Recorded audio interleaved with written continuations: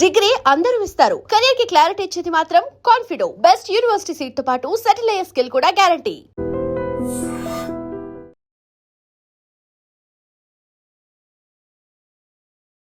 Welcome to I dream. నా పేరు లుంబిని. ఈ రోజు మనతో పాటు ఉన్నారు ఖ్యాతన ఆరోగ్య కేంద్రం నుండి డాక్టర్ దిలీప్ గారు, expert in Ayurveda, acupuncture and natural sciences. ఆయనతో మాట్లాడదాం. Hello sir. హలో సార్, ఊపిరితిత్తుల సమస్యలు, లంగ్స్ రిలేటెడ్ ప్రాబ్లమ్స్ ఏవైనా చాలా ఉంటాయంటే ఈ మధ్య కాలంలో ఎయిర్ పొల్యూషన్ పెరిగిపోతుంది, అలాగే స్మోకింగ్ హ్యాబిట్స్ కానీ లేదంటే స్ట్రెస్ వల్ల కూడా ఒక్కోసారి ప్రాబ్లమ్స్ వస్తూ ఉంటాయి, స్లీప్ డిస్టర్బెన్సెస్, రీజన్స్ ఏవైనా end of the day lungs related issues అనేటివి లోపల ఒక సిమ్టమ్ లాగా డెవలప్ అయ్యి చాలా పెరిగిపోతుంది కదా.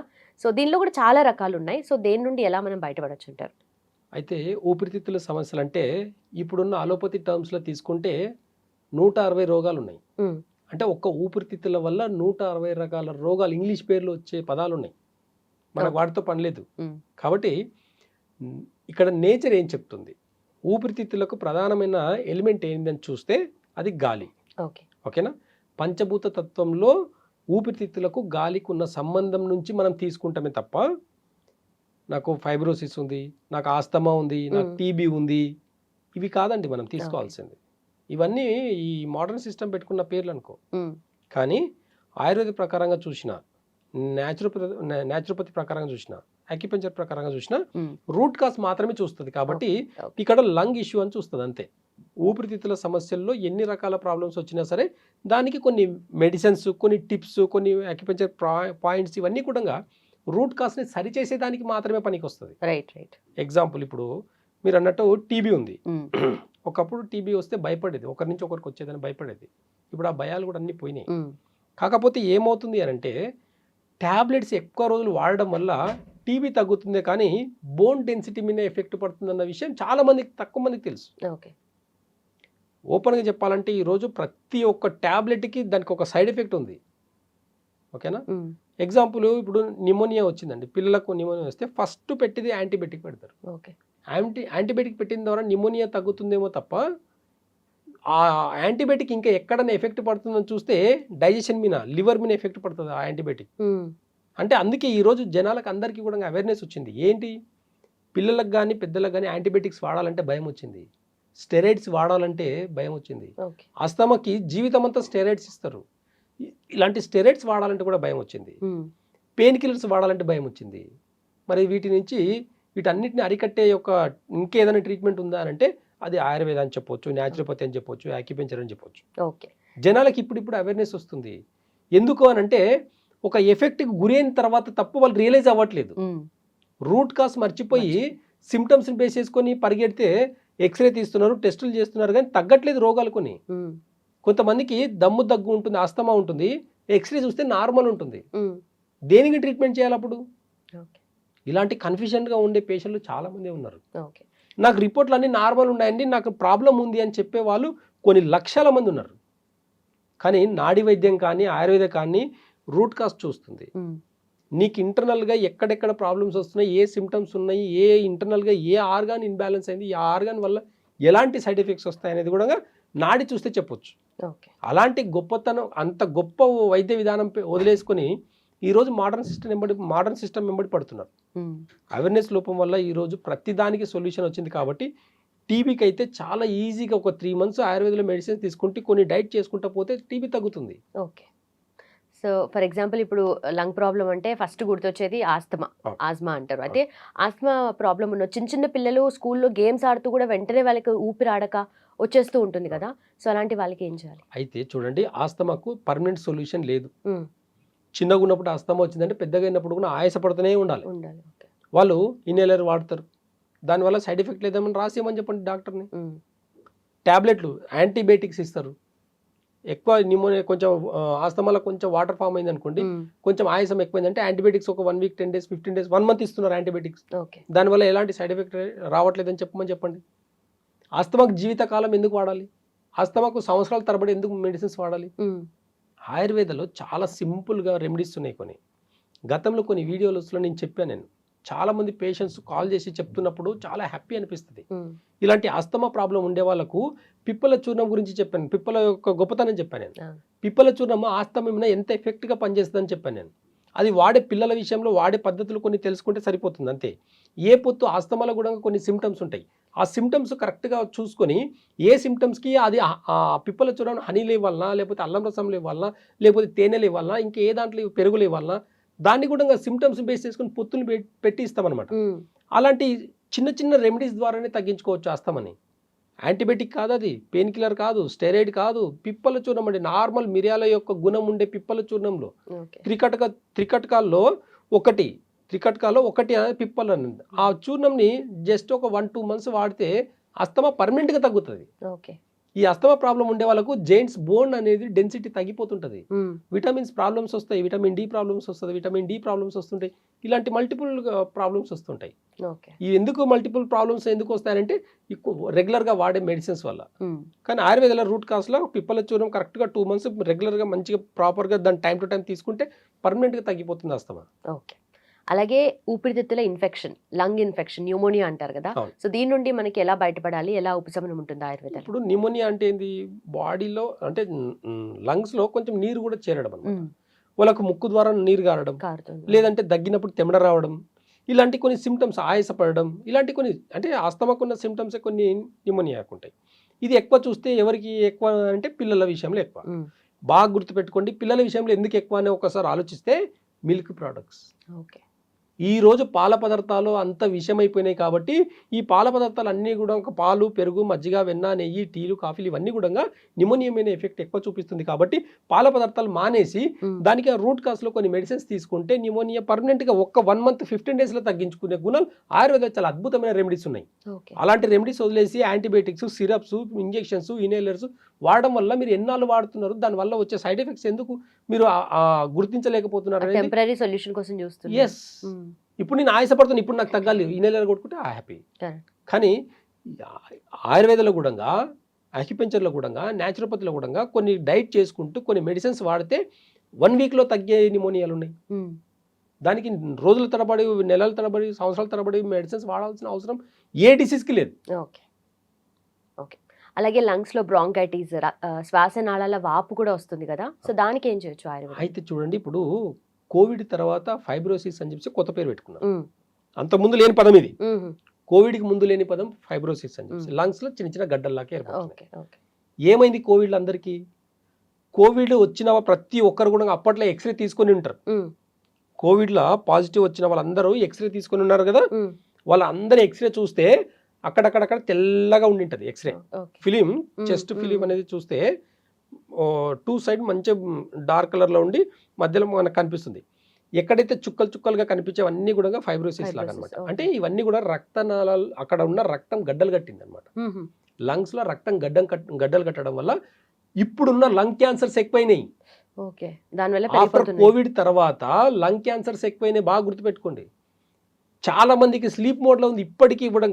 కొంతమందికి ఇమ్యూనిటీ పవర్ బాగున్న వాళ్ళు తట్టుకుంటున్నారు తప్ప ఇమ్యూనిటీ పవర్ లేని వాళ్ళకు చెస్ట్లో చిన్న చిన్న గడ్డల్లాగా వచ్చినాయి. దాంతో ఇబ్బంది పడి చాలామంది స్టెరాయిడ్స్ వాడుకుంటూ ఇంకా ఇబ్బంది పడుతున్నారు. అంటే కోవిడ్లో వచ్చిన చిన్న సైడ్ ఎఫెక్ట్ ఇది. అంటే సెంట్రల్ గవర్నమెంట్ కూడా అక్కడక్కడ కొన్ని వ్యాక్సిన్స్ కూడా వికటించిందని చెప్పేసి కూడా మనం విన్నాం.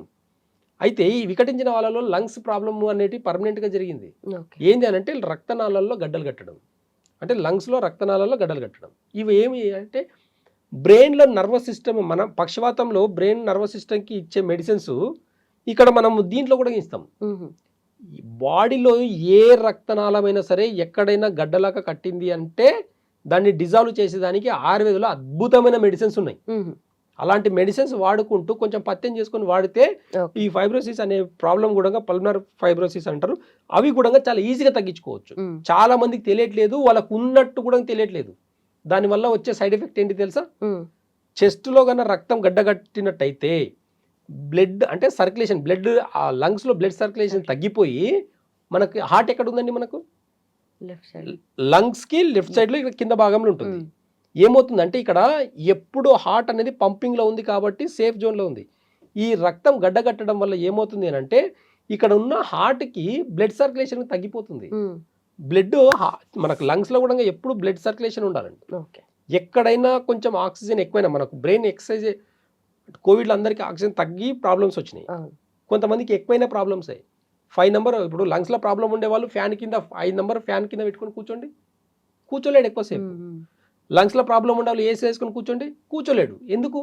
అది తీసుకోవట్లేదు. లంగ్స్ అనేటివి ఆ చల్ల గాలి అనేది తీసుకోవట్లేదు.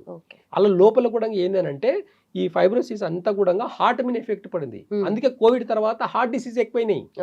కాబట్టి ఇక్కడ ఏం చేయాలి సరి అంటే హార్ట్ని సరి చేయాల్సిన అవసరం లేదు.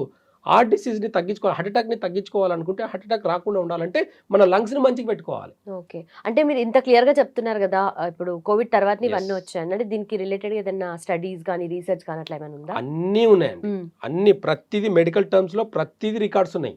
కాకపోతే దీనికి సొల్యూషన్ అలోపతిలోనే ఉంది అన్నట్టు ఉంది. ఓకే, అర్థమవుతుందా? అలోపతిలో ఇంకా ఆయుర్వేదంలో అసలు దీనికి ట్రీట్మెంటే లేదు.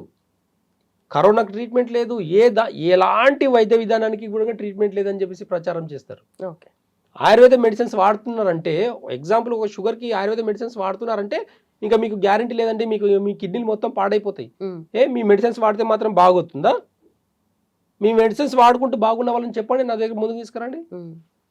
వచ్చే ప్రాబ్లమ్స్ అన్నీ వస్తూనే ఉన్నాయి కదా, ఎక్కడ తప్పించుకుంటున్నారు, ఎక్కడ తప్పిస్తున్నారు మీరు? జీవితకాలం ఒక డిసీజ్ లేదండి, మధ్యలో వచ్చేది ఖచ్చితంగా మధ్యలో తగ్గాలి. అలాంటి ప్రాసెస్ ఆయుర్వేదంలో ఒకటే ఉంటుంది, న్యాచురోపతిలో ఒకటే ఉంటుంది. వెయిట్ తగ్గాలంటే మెటబాలిజం సిస్టమ్ని మంచిగా చేసుకోవాలని ఉంటుంది అంతే తప్ప వెయిట్ లాస్కి ఇంగ్లీష్లో మెడిసిన్స్ ఏమైనా ఉన్నాయా? లేవు. అదే న్యాచురోపతిలో ఆయుర్వేదంలో మెటబాలిజం సిస్టమ్ని అంటే లివర్ని మంచిగా చేసుకుంటే ఆటోమేటిక్గా వెయిట్ తగ్గుతాం. కాబట్టి లంగ్ రిలేటెడ్ ప్రాబ్లమ్స్కి కూడా హార్ట్ అటాక్ ఈరోజు స్ట్రోక్స్ ఎక్కువ అవడానికి రీజన్ ఏంటి అని చూస్తే నిమోనియా, అంటే ఈ లంగ్ ఇష్యూస్ ఏదైనా సరే తీసుకోండి, మనకు ఊపిరితిత్తుల సమస్య గాలి ద్వారా వచ్చిందనే, అంటే కరోనా కూడా గాలి ద్వారానే ఎలా అయితే వచ్చిందో సేమ్ అలాగే లంగ్స్కి ఇన్ఫెక్ట్ అయినప్పుడు అక్కడ ఉన్న హార్ట్ కూడా ఇంపాక్ట్ అవుతుంది. పెరికార్డియం, హార్ట్ పైన ఉండే పెరికార్డియం అనే ఒక పొర అనేది డ్యామేజ్ అవుతుంది. ఆ డ్యామేజ్ అవ్వడం వల్ల ఈరోజు హార్ట్ అటాక్ ఎక్కువైపోయినాయి. లంగ్స్ మంచిగా పెట్టుకుంటే కూడా హార్ట్ సమస్యల నుంచి దూరం ఉండొచ్చు. ఇది చెప్పట్లేదు. లంగ్స్ ప్రాబ్లం అయితే లంగ్ డాక్టర్ తోటికి వెళ్ళండి, పల్మనాలజిస్ట్ తోటికి వెళ్ళండి, హార్ట్ అయితే ఎండి తోటికి వెళ్ళండి. ఇది కాదండి. ఎందుకు ఈరోజు మరి అన్ని డిసీజ్కి ఒక ఆయుర్వేద డాక్టర్ చూస్తున్నారు? ఎందుకు ఇన్ని డిసీజ్కి ఇంతమంది డాక్టర్స్ ఎందుకు అవసరమవుతుంది? అయినా ఈరోజు ఒకప్పుడు 100 ఏళ్ళ ఆయుష్ని 50 ఏళ్ళకి తెచ్చిపెట్టినరు. మోడర్న్ సిస్టమ్ 50 ఏళ్ళ నుంచి చాలా పైకి వచ్చింది కదా, పెరగాలి కదా. 100 ఏళ్ళు ఉన్న మెడికల్ సిస్టమ్ పెరిగింది, టెస్టులు పెరిగినాయి, ముందు జాగ్రత్త తీసుకుంటున్నారు, అన్ని చేస్తున్నారు కదా. అంత టెక్నాలజీ, ఇన్ని హాస్పిటల్, ఇంత టెక్నాలజీ పెరిగిన తర్వాత మనిషి ఆయుష్ని 100 ఏళ్ళని 150 ఏళ్ళకి తీసుకెళ్లాల్సింది 100 ఏళ్ళ ఆయుష్ని తీసుకొచ్చి 50కి పెట్టినరు. అంటే మెడికల్ సిస్టమ్ పెరిగిందా తగ్గిందా? అంటే మనం తీసుకునే ఫుడ్ కూడా అలాగే ఉంది, మన అలవాట్లు కూడా అలాగే ఉన్నాయి. పద్ధతులు చెప్పండి, మీరు కూడా పథ్యం పెట్టండి. ఏ డిసీజ్, ఏ ఫుడ్ ఎక్కువ తినడం వల్ల ఏ డిసీజ్ వస్తుంది అనేది గుర్తించండి, అవి చెప్పండి. మీరు ఫుడ్ డైట్ విషయం చెప్పండి. వినకపోతే మీరు చెప్తున్నారు కదా టెస్ట్ల విషయంలో ఎట్లయితే భయపెడతారో అలాగే భయపెట్టండి పేషెంట్లని. ఏమని పథ్యం చేస్తేనే బాగుంటుంది అని చెప్పండి. అన్ని తినే షుగర్ ట్యాబ్లెట్ వేసుకోండి అంటే జీవితం అంతా మీ చుట్టూ తిరగాల? కాదు కదా, పద్ధతులు ఉన్నాయి కదా కొన్ని. నేచర్లో కూడా కొన్ని పద్ధతులు ఉన్నాయి. మెడికల్ సిస్టమ్ పుట్టక ముందు నుంచి నేచర్ ఉంది, వాటిని కూడా కొంచెం కన్సిడర్ చేస్తే కదా తెలుస్తుంది మనకు.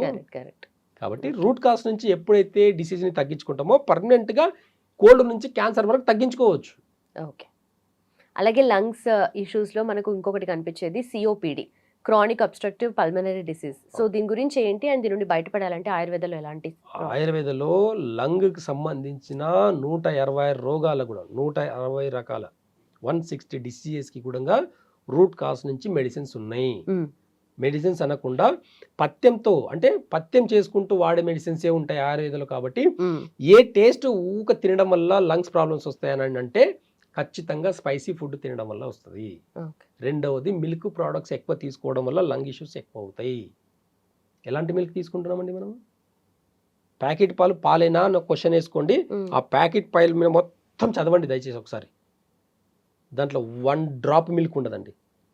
గేదె పాలు కానీ, ఆవు పాలు కానీ, పాల ప్యాకెట్ మీద కానీ, పెరుగు ప్యాకెట్ మీద కానీ, లస్సీ ప్యాకెట్ మీద కానీ ఎక్కడ ఒక 1 డ్రాప్ న్యాచురల్ ఆవు పాలు ఉండదు. మరి ఇవన్నీ ఉత్పత్తులు ఎక్కడి నుంచి వస్తున్నాయి? అలాంటి ఆర్టిఫిషియల్ ఉత్పత్తులని మన హెల్త్కి మంచిది, కాల్షియం వస్తుంది, అది వస్తుంది, లంగ్ ఇన్ఫెక్షన్స్ రావు, మంచి స్ట్రెంత్ వస్తుందని ఎవరండి చెప్పేది? ఎక్కడి నుంచి స్ట్రెంత్ ఉన్నారు పిల్లలు ఈరోజు? మరి మీ పిల్లలు పాలు తాగి నిమోనియా బారిన లంగ్ ఇష్యూస్కి ఎందుకు వస్తున్నాయి పిల్లలకు? మరి ఆడపిల్లలు 10 ఏళ్ళకి ఎందుకు మెచ్యూర్ అవుతున్నారు? ఒక్కసారి ఆలోచించండి. ఒకసారి మనం పెట్టే పాలు, పెరుగు, మజ్జిగ, వెన్న, నెయ్యి అది ఎంతవరకు అది నిజమైన ప్రోడక్ట్స్? అవి ఒకసారి చూస్తే దాన్ని బట్టి మన లంగ్ ఇష్యూస్ని కూడా మనం అరికట్టవచ్చు, ప్రతి డిసీజ్ని అరికట్టవచ్చు ఇక్కడ. ఓకే. కాబట్టి ఆయుర్వేదంలో ఖచ్చితంగా కొన్ని నియమాలు ఉంటాయి. ఆ నియమాలు పాటించుకుంటా కనుక ఒకవేళ పాటిస్తే ఖచ్చితంగా ఎలాంటి మీరు చెప్పే 100 రోగాల పేర్లు చెప్పండి మీరు, ప్రతి దానికి రూట్ కాస్ నుంచి మెడిసిన్స్ ఉన్నాయి. కాబట్టి న్యాచురల్గా తగ్గించుకోవచ్చు, యాక్యుపెంచర్ నుంచి తగ్గించుకోవచ్చు, న్యాచురోపతి నుంచి ఇంకా అద్భుతంగా తగ్గించుకోవచ్చు. ఓకే. ఏదైనా ఒక రూట్ కావాలి, మనకు అవేర్నెస్ కావాలి. ఈ అవేర్నెస్ లోపం వల్లనే మనము చిన్న ఇష్యూస్ని కూడా తట్టుకోలేకపోతున్నాము.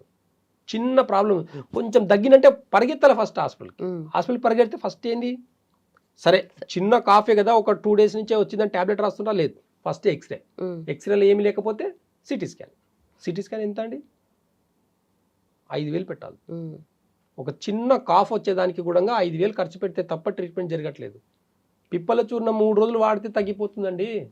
వాడి చూసిన తర్వాత వెళ్ళండి, కంగారు పడకండి దయచేసి, ఏమీ అవ్వదు, ఎలాంటి సైడ్ ఎఫెక్ట్ లేదు. పిప్పలు వచ్చినామో పిల్లల్ని తగినట్టుగా ఒక డోస్గా వాడితే ఎలాంటి ప్రాబ్లమ్స్ లేవు.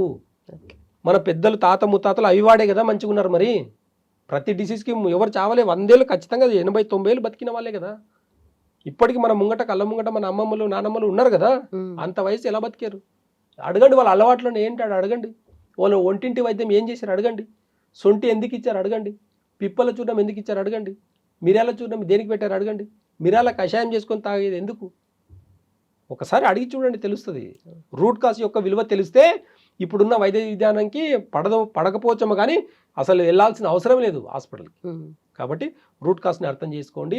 లంగ్ ఇష్యూస్కి అన్నిటికీ కూడా రూట్ కాస్కి స్పైసీ ఫుడ్ మానేయండి, న్యాచురల్ మిల్క్ అయితే తీసుకోండి తప్ప ఈ ప్యాకెట్ పాలు కానివ్వండి, పెరుగులు కానివ్వండి, నెయ్యి మంచి గారవం చేసి నెయ్యి అన్నం పెడతాం, కానీ అది ఎంత పాయిజన్ అనేది మీకు ఇప్పుడు తెలియకపోవచ్చు, కానీ పెద్దగా అయిన తర్వాత తెలుస్తుంది. ఆడపిల్లలు తొందరగా పెరగడం అనేది ఆడపిల్ల తొందరగా పెరిగిందని అనుకుంటున్నారు, కానీ అది హార్మోన్ ఇన్బ్యాలెన్స్ అని తెలుసుకోండి. అది మిల్క్ ప్రోడక్ట్స్ వల్లనే వస్తుందని తెలుసుకోండి. మీరు తెలుసుకున్న రోజు లంగ్కి సంబంధించిన సమస్యలు ఎలాంటివి రావని చెప్పేసి గుర్తించండి. Right sir, thank you so much.